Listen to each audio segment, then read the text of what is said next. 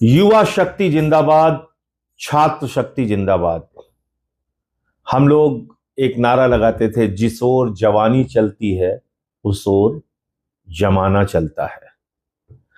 मैं देश के करोड़ों युवाओं को सैल्यूट करना चाहता हूं, नमन करना चाहता हूं। आपने दिखाया इस देश के प्रधानमंत्री को, इस देश की अहंकारी सरकार को, कि जब युवा जागता है तो सरकार को कुंभकर्ण की नींद तोड़नी पड़ती है।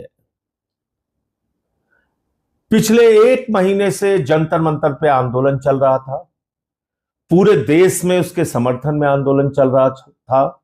सोनम वांगचुक जी ने अनशन किया, अभिजीत दीपके ने अनशन किया, आंदोलन चलाया, और करोड़ों युवाओं ने देश के सड़क पर उतरकर इस आंदोलन को अपना समर्थन दिया।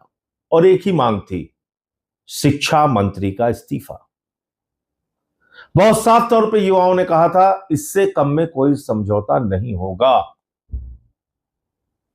और जो सरकार किसी के आगे नहीं झुकी, पिछले 12 साल में मोदी सरकार का आप अगर रिकॉर्ड उठा के देखेंगे, हर आंदोलन को दमन से, लाठियों से कुचलने का काम किया। सिर्फ 2 वक्त आया जब सरकार को मजबूरी में झुकना पड़ा।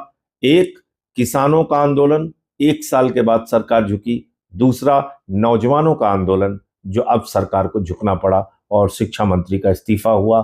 एनटीए के कई अधिकारियों को बर्खास्त किया गया और उसके बाद आंदोलन और युवाओं की जीत हुई।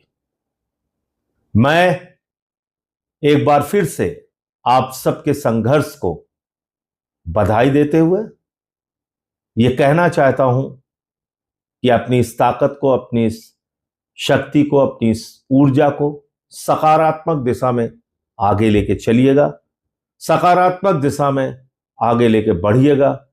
और जो पेपर लीक से उठा हुआ सवाल है वो रोजगार तक जाएगा और आपको काम मिले, आपको रोजगार मिले, आपके प्रति सरकार की जवाबदेही और जिम्मेदारी तय हो, यह आपको सुनिश्चित करना होगा।